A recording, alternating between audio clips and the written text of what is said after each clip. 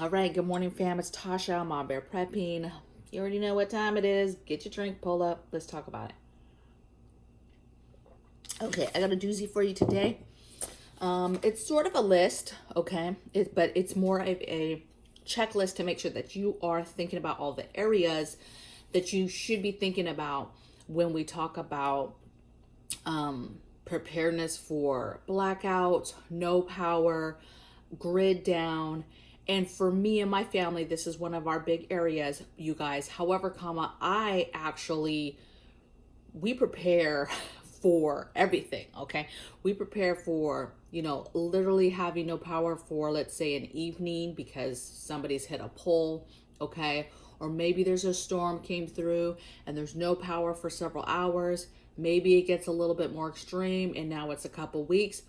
And then we also prepare for long term, meaning something major happens and we literally go back to Stone Age times, right? Wagon and wheel type days. There's no electricity, there's no power, there's technology has been compromised some way. And we literally go backwards in that regard, okay? And so I'm gonna talk you through a lot today, okay? There's a lot to unpack. Make sure you get your pen and paper. I think this is going to be good, you guys, even for you senior people that kind of, have everything or have your most of your checks done, right? But this might jog your memory to do some stuff. And I would venture that there's probably some stuff on here that you still haven't gotten done, okay? So I'm going to talk about this in two different ways. I'm talking about the checklist for like short term, and short term is even stuff that lasts, weeks and months, okay? Long term is more of something has happened where we are set back for years or longer, okay? Something major has happened that has brought us to our knees and basically taken us back to, a situation or a time frame where we don't have power, okay? And we don't have internet and things like that we can run to get information and to learn how to do things and to do everyday things and to get around and you name it, okay? So let's get into this because it's probably going to be quite long. So first, for short term, number one area, if you will, and these are all, I'll talk a little bit about them, you guys, but I'm really just going to hit the areas. Things to think about. You're going to think about emergency plan. You need to be getting your plan together, okay? Grid down specifically.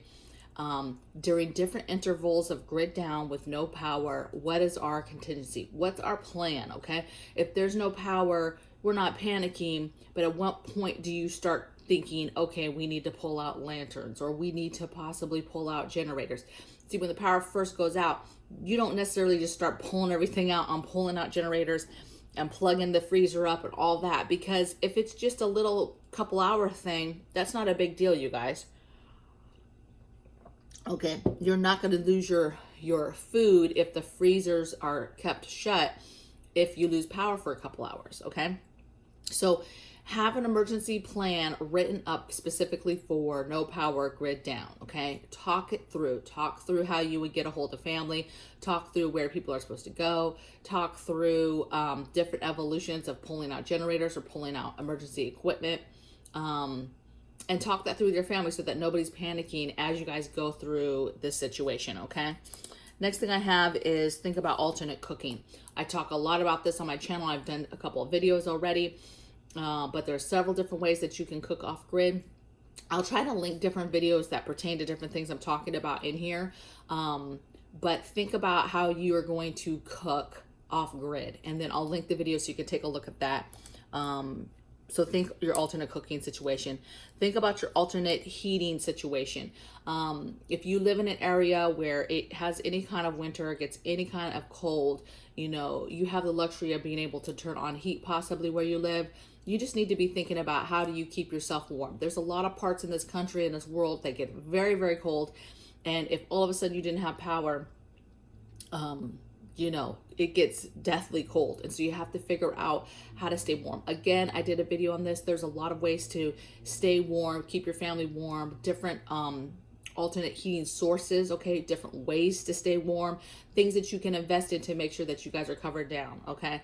And have options. Remember, everything on this is have 1, 2, 3 ways of doing something, okay? So alternate heating. Again, there's stuff out there like buddy heater that runs off of propane. You know, you could invest in a pellet stove or a wood stove. Having just, or even knowing, maybe you have a fireplace but you never use it, but knowing, hey, we're gonna stack the wood and fuel for an emergency, so that can be our backup heat if we needed it. Okay, that type of thing. On the same note, you're going to want to do your alternate cooling. If you live somewhere that gets really hot, how are you cooling your home if you don't have AC anymore? Okay. Again, did a video on this, on how to cool your home naturally, things that you can do to cool your home and cool yourself naturally, outside of having, you know, the ability to just turn on your AC. Okay. So alternate cooking. Be thinking about pets. Okay. A lot of people, they prep, especially new preppers, you get so overwhelmed with preparing and emergency preparedness items and food and water, and it's easy to forget pets and elderly people and people with significant needs that are in your immediate family, that it's not that you're not thinking about them in regards to they're part of your family, but you're not thinking about pets in general, to making sure you're prepping and stacking food for them. It's going to be a bad day if you're stacking all this food for yourself and then you don't stack any food for the cat or the dog, or extra cat litter, or extra dog chew toys, or leashes, all the stuff that you need to be able to keep those pets. Okay, so pets. The next thing I have is think babies and infants. It's the same idea, you guys. Don't forget to prep for that little baby, that little infant. Yes, of course you have stuff in the house for the baby specific, but this goes beyond just, hey, make sure you have extra diapers. You need to have extra diapers, wipes, formula, food, okay? If you don't, you need to have your options, right, of how you're going to prepare food, make food from your food, right? Holistic, real natural foods for babies, okay? But you need to be thinking about medicines for them, their hygiene, all the things that you're prepping for yourself. You need to be thinking long-term for that baby, or for little kids. Okay. A huge one is like medicine. A lot of people prep medicine, but they don't remember. Well, it's not that they don't remember, but just remember, you need to be stacking long-term medicine for your pets. You need to be stacking long-term medicine for babies. Okay. Next thing I have is think security, you know, your home, the things that you need, solar lighting outside to light up stuff, cameras, dowel rods for your windows, boards for your windows, anything, defensive tools, anything that has to do with security and protecting yourself. This is your other non-lethal, you know, defensive tools. This is all of that stuff is kind of in this area. Okay. So be thinking about security. Next thing I think thinking about power. Okay. If you have the ability to produce some sort of power, how would you do it? This is not a must all. Remember, this is a checklist. You don't have to do this stuff, you guys, but if you're interested, there's ways, right? You can get generators. There's different generators. There's solar generators, there's solar banks, there's solar systems that you can set up, right, with banks and inverters. There's you know, regular generators with gas and propane. There's all types of different stuff. Okay. Gil from Camp Penton's family compound, he did a big video on his tri-fuel generator. So that could be an option. To me, I like quieter options. That's why I'm such a big fan of the solar generators, which I have linked in my description box below, the EqualFlow. So there's several ways that you can do that, and then figuring out, once you have it, what is the plan that should go in your emergency plan? What is your priority as a family to run on that said generator once you get it? Is it to run the lights? Is it to run everything in the home? Is it just to run freezers and fridges? Is it just to run a CPAP? Is it to run some small stuff in the kitchen? Is it to run a string of lights, you know, around the house? What is its job? And you want to know that, and you want to have practiced and made sure that it can run those things. How long can it run those things? And All of that is written in the emergency plan. The very first thing that we talked about, you're writing that down. Hey, when I pull out the generators, the generator lasts this long when I'm running this, this, and this. Okay. It takes me this long when I take it outside to power it up. Okay. That type of thing. I have this much gas. It's a fuel one. This is how long I expect it to last with the fuel types that I have stacked up. Like, that's the stuff that you should have written down. Okay. So think power. Next thing is think entertainment, right? Think about grid down. My kiddos, the second the power goes off, the second it goes off, Mom, we're playing board games, we're playing card games. I'm like, let's breathe a little bit. Like, nothing has really happened, but they know it's entertainment time, right? We're doing more family stuff, more fun stuff, board games, we're reading, we're doing different things. Okay. So think about entertainment. Think about how you would entertain yourself. Is it books? Is it magazines? Is it board games? Is it card games, dominoes? Is it just stuff to do around the house? Is it quilting, sewing? Is it doing something in your workshop and being able to still do some stuff in your workshop? Like, what is it that would keep you sane during this time? And that's your entertainment stuff. Okay. Next thing I have is think about travel. Okay. Grid down, yeah, maybe there's a lot of jobs that would cease, and hey, don't come to work. The power's off. It's a big storm. It's been a couple of weeks. People are not going to work, right? And that's fine. It's kind of a known thing. Nobody's going to work. You're not losing your job. But let's say it's a little bit longer, or let's say you have a job that they're wanting you to come to work. Yes, this is a big event. It's not going away anytime soon. It's expected to last, a couple months, and the world is trying to get back to normal. Think now how you would do that. How would you execute that? Let's say something major happens, but your job still wants you to come to work. How do you do that? Do you have a bicycle? Okay. Do you have another way to get to work? Okay. Think about, maybe the cars are not down, it's grid down, but the cars made it through with whatever happened. But gas is a problem, right? Everything is a problem if it's a long-term, chaos is ensuing. So, how are you figuring out how to get to work? Are you going with a group of people? Are you riding a bike? Are you taking some sort of something, right? Some sort of public transit? What is still working, and what are you able to do to travel? Maybe it's not travel to work, but it's like, hey, I've got to figure out how to check on grandma who's a town over. Okay.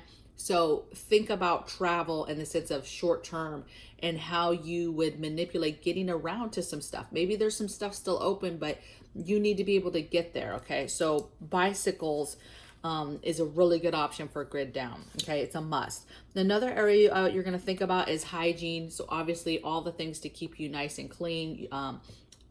Hygiene is huge, because if you don't keep up on that, you really can get sick and get infections. You need to stay up on your hygiene. Your toothpaste, your toothbrush, your deodorants, your body wash, right? Your soaps. You need to just be, I just thought of another area, you guys. You need to be thinking about how you're going to stay clean. Okay. Big baby wipes to be able to wipe yourself down, baby powder, stuff like that. Okay. Get stacked up on that stuff. That stuff's fairly easy, just like food, to stack up on it. So just make sure you get organized, make a list of all the hygiene stuff in your house, and then start knocking off stuff on the list. Okay. Next area I have is medical. So this is huge, because this consists of medical supplies, right? Grid down, you're talking about possibly no hospitals open, no doctors open. So you need medical supplies to be able to take care of things. If somebody falls down the stairs and breaks their leg or breaks their arm, you need to be able to handle something like that in your home. You need to be able to set that bone, make it as straight as you possibly can, and have the materials that you can to take care of that. Okay. Crutches, all that stuff. Okay. A casting kit, whatever. Okay. The point is, you need to have medical supplies. You need to have a tourniquet. You need to have all these medical supplies to make a situation hopefully be a little bit easier to handle. That also consists of all the medicines, over-the-counter medicines, any kind of stacked prescription meds. That's your vitamins and holistic stuff. You need to be your tinctures, maybe, that you've made ahead of time. That's the type of stuff that we prep for that whole entire area to be able to handle situations ourselves. Okay. doing the little, drinks and things that you would put together for when somebody's sick, right? And knowing the different things, having the books that go with that, that educate you how to handle a medical emergency, how to handle that situation, what type of meds they need to take, and so forth. Okay, so medicine, the area of medicine or medical is what I called it, is a huge thing. Okay, super important. Okay, so moving on. Next thing I have is emergency toilets. So the area of toilets. How are you going to go to the bathroom in your home if for some reason the toilet system goes down, it's compromised, it gets backed up, sewer system isn't working because there's no power to help generate and fix things, you're not on your own stuff. Just basically figuring out, one, knowing what your current situation is, right? Are you on the city sewer line? Are you have your own septic tank? What's your personal situation and what you would still be able to run? And then you think about things like, okay, you can still run it, but you need water to flush the toilet. Do you even have the extra water to do that? Maybe that's not an option, or maybe it's compromised because the sewer line backs up. Whatever the case may be, there's a ton of stuff to learn when it comes to your emergency toilet situation. Again, did a video, I'll try to remember to link it, that walks you through how to just get your basic toilet system. I did a video also on hygiene for GRIDDOWN, just hygiene and sanitation stuff. So again, more information there on how to, ideas to do this area. Okay. So toilet. Next thing I have is showers. I think showers, how you would stay clean. Again, we talked a little bit about this in hygiene, right? Baby wipes, things like that, but there's shower stuff you can get, setting up showers, shower bags, pop-up tents to take a shower in, those bags that you can hang in your own shower. So there's different options that you can do. Heating up water if you have some sort of tub outside. Just think that there's a lot of stuff that you can do to stay clean and to be able to take a shower. Again, it takes water, which is the #1 killer in a lot of these things. Okay, so showers. Next thing I have is think about your communication. How are you going to communicate? That's communicating with the outside, right? Maybe family members that are not, in your city. That's communicating in town.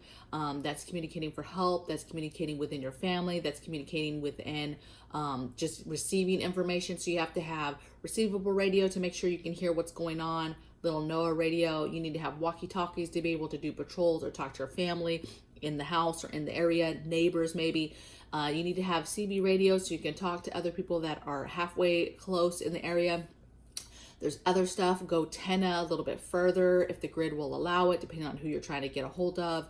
Of course, you have ham radios. You have all types of options, and so you really need to take a look at that. This is an area, you guys, that I am not super versed in. We definitely have communications and comms, but we're not I'm not some techie. I'm not very techie, okay? And so I'm not very smart in that area. So I'm going to refer you if you start asking questions about communications, specific communications, okay?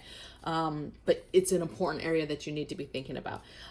You need to be thinking about cleaning. Basic, how are you cleaning stuff? Yes, you should be at this point having paper plates, using all your disposable type dishes type stuff, right? But this is cleaning in general. Have you stacked up cleaners to keep your house clean and sanitized? All your cleaners that go with the emergency toilet system, all the stuff that would go with some sort of emergency sink situation, all the stuff that would go with wherever you're washing dishes and doing that. Basically, you need to be thinking that it's grid down. You're not getting the normal hygiene that you would normally get, the level you would get. Things are happening, you're working, you're moving. And so you need to be thinking about, how you would be keeping things clean, okay? A lot of times with the grid down, with very long term, that's where disease and stuff pops up. Okay. And so you have to be able to keep yourself as clean as possible and your surroundings still as clean as possible. Okay. Think waste disposal. Okay, so again, that goes with the toilet situation. You have that set up, but then how are you getting rid of that waste? That's biohazard waste. Again, disease will pop up real quick if you are not disposing of waste properly. And unfortunately, you're going to have possibly people around you that do not know how to do that and are just disposing of waste wherever. And that's where people are going to get sick very quick. Okay. The next thing I have is think laundry. So again, a little bit longer term, it's time, that you need to be thinking about laundry because you're running out of clothes. It's been several weeks. So you need to be thinking about how you would do that. There's laundry genies, there's a bucket and a plunger. There's different ways that you can wash clothes, washboards, but you need to make sure that you're stacking your soap, stacking the way that you would be washing clothes, and just be thinking about that. Again, takes water. So you notice there's a theme. A lot of this stuff takes water, and that's one prep that a lot of people don't prep. Most people actually do not prep enough water. That's most, and that's even a lot of preppers do not keep enough water. Okay, whether they understand the importance, but they don't do it because it's hard, it's heavy, it's daunting. You got to find a spot for it. It's just easier to be like, oh, I have water, I have cases of water, I'm fine, I have more than the average person, I'm okay. You're not okay. Okay, as you're seeing, you need water for a lot of stuff. The next thing I have is weathering your home. This kind of goes back to the alternate heating and cooling, right? Weathering your home and getting your home ready for a grid down, right?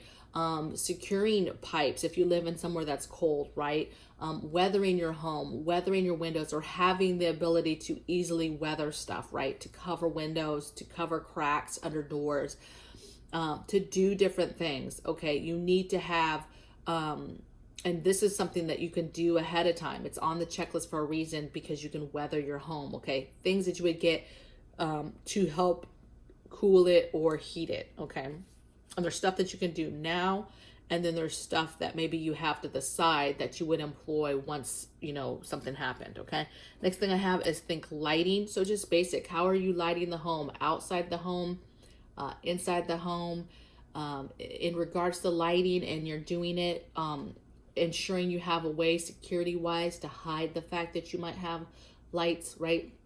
Maybe you have a solar generator, you don't want anybody to know that's going to run some lights at night. Or maybe you have lanterns, but you're not wanting anybody else to know, so you need to have your blackout curtains. You need to have stuff over the windows so that nobody can see that you have lights. And when you guys do this, when you first do this the first night, you want to go outside and walk your perimeter of your home and make sure that you cannot see any light coming through those curtains or coming through windows when whatever it is that you put up over the window. You want to go outside and verify that you cannot see through it at different angles. Okay. All right. And then last thing I have for short term, you guys, see, this is just short term. We're at 22 minutes. Is manual everyday tools. What are the tools that you need to do everyday tasks manually with no power, right? You need to have a hammer, an axe, tools, screwdrivers. You need to have certain things to be able to still do basic maintenance and work on things in your home. Okay, let's get into long term. So long term, I have think gardening. So think, now when I say long term to you guys, I'm talking about something significant has happened, and we're talking about months or years of a situation. Like our life as we know it has really changed, has totally shifted. This is, people are dying. Okay, the dying time has happened because we get to this point. That's what we talk about when we say total chaos, people dying, crazy times. That's kind of past, and we're past that. And now these are the things that you're going to be thinking. You're thinking about these things now because you can get ahead of them now, so that if you make it to that point, you're kind of more prepared mentally for the things that you're going to need to make it in a totally different life. Okay. So you're thinking gardening. So be thinking about collecting seeds, keeping seeds, procuring seeds, but be thinking about gardening and how you do that, what it looks like. That's super long term. You should already be gardening now, but when something major happens, people that never had gardening on their minds at all, you will shift. If the world shifts to something like this, where it's Stone Ages, where we're taken back because something major has happened and we happen to survive it, you need to be learning and knowing how to do stuff, grow food. You need to be knowing, okay, think about animals, meat animals, your chickens, your quails, your rabbits, think about that type of food source and how you could get your hands on that. If you have property or have a bigger situation where you have other animals, then that's great. Okay. But it really depends on what happened. gardening and animals might not even be an issue, you guys, if we're dealing with the aftermath of something crazy that took the grid down, right? Some kind of nuclear attack, or we somebody attacked us with an EMP and took us back to the stone. There's things that happen, super bad ripple effects that happen to our land and to our country, and it's going to be hard to survive in general. And so being able to grow food and raise animals like outside might not be an option, okay? But it's on the list in case that's not the scenario. And it was something else, okay? Next thing I have is think hunting, fishing, foraging, right? What do you need to get right now to be able to handle that stuff? I'm not really a hunter, but I'm super interested in trapping, okay? I have a ton of literature on trapping. I like that idea of learning how to do that, getting all your fishing gear, your hooks, having all that stuff ready to go so that if you did have to learn, you could learn these skills now, but let's just say you didn't, you at least have the stuff later to try to figure it out, or to have somebody teach you how to do it, or whatever, right? Life or death, you'd be surprised what you will teach yourself and learn how to do it. That's like the epitome of survival. You either have that or you don't, okay? And so a lot of people say, I'm just going to hunt for my food when the food runs out, da, da, da, da. Well, that's harder than it looks, okay? That's not something you just can go out and do. And if you don't know that already, you're in for a very hard time. However, that person or somebody like me who's never done it, one of us is going to be successful. And it really honestly could be either one, because it's going to be dependent on what's inside each of us to have the grit and the grind and mentality to be like, I'm going to learn how to do this, because if I don't, we die. Okay. So next thing I have is think fortifying your home. So now this is beyond having a security camera. First of all, a security camera is not even working unless you have CCTVs.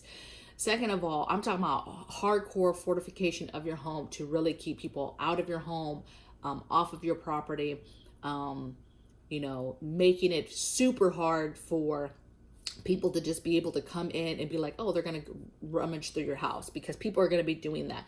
They're going to be trying to, see who has left the area and what homes they can go into, grab stuff. Okay.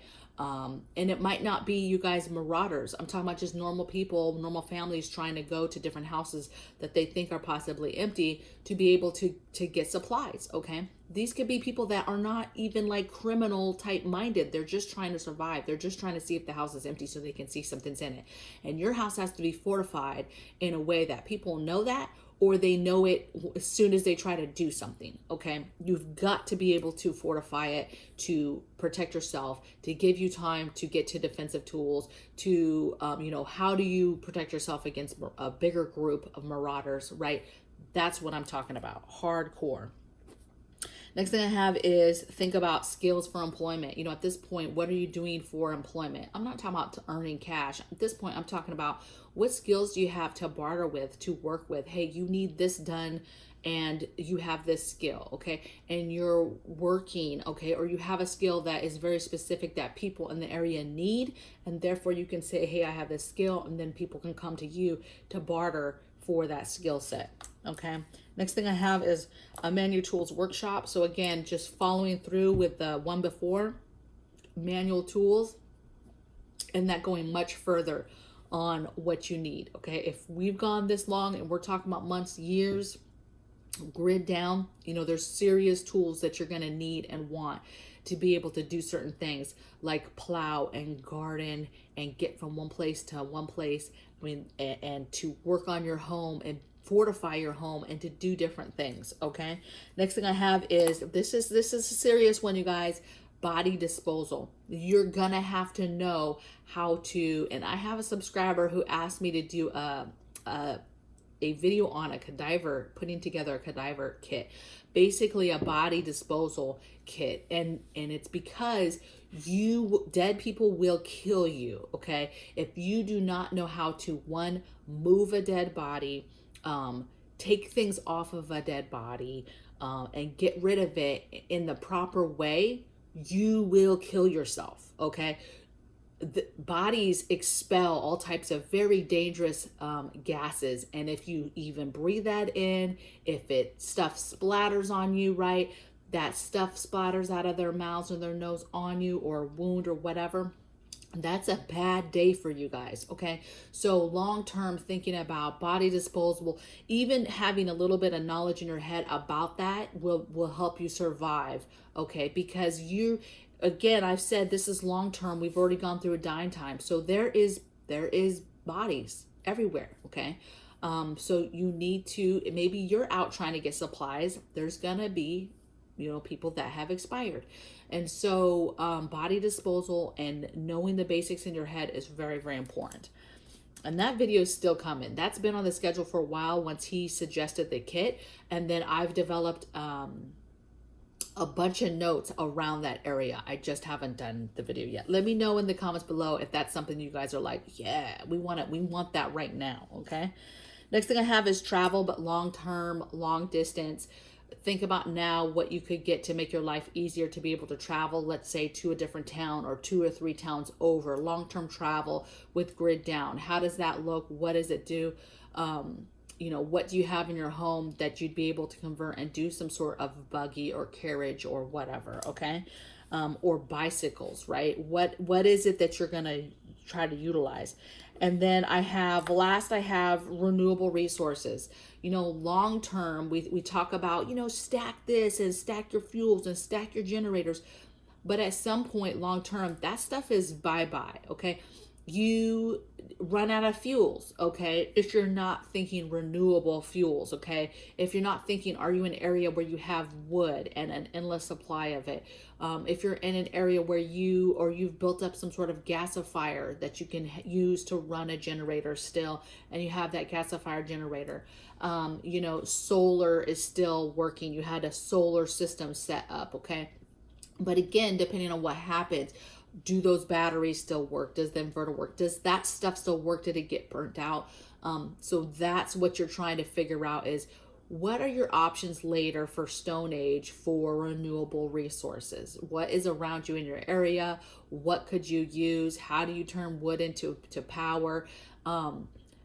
Those things are super important to think about for long term, because baby, stacking all this stuff, it goes away. Even the let's say soap, for example, if you don't know the basics to try to make a soap, let's say from a plant or something like that, eventually that stuff runs away. So then what are you going to do the day that you run out of your stacked soap, right? Do you know how to make soap? Do you have the products to make soap? Do you know how to make a basic soap out of just natural things that you can find in your area, right? From different plants, things like that. Like what is it that you need to learn now to be able to survive later when we run out of all the products, when we run out of all the things? It comes down to skills, what you know how to do, what you know how to make, okay? And preppers, a lot of us know how to make a lot of things, right? But you've got to really be thinking about your renewable source resources, Maybe you know how to do those things, right? But let's say there's this fire cider, right? It's a cider that you can make and then basically you can drink it when you're sick, right? Immune booster, sickness, and you can drink it. It's a known thing. A lot of us make it, and it's awesome. You can make it, put it in mason jars, keep it for a rainy day. Kind of like a old-fashioned cough syrup type thing, right?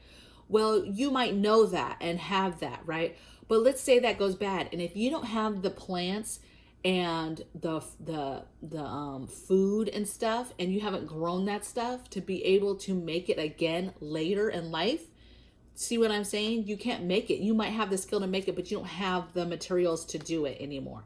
So that's what I mean by renewable resources. That's fuels, that's gas, that's wood, that's how are we continuing to do those things? But then it's all the other little things too. Learning how to do stuff, right? Learning how to do bread without yeast, right? The day that you don't have any more yeast, how do you still make bread, okay? Having these different options of stuff, okay? So I hope that you got something out of this, you guys. That's probably one of the longest videos I've ever done. But this is an awesome checklist to just hopefully get your mind thinking about different areas that you need to be thinking about when it comes to grid down. I'd love to hear in the comments below if there's an area that I forgot that you want to talk about, discuss, make sure people know. And I'll see you guys on the next video. Take care. Bye.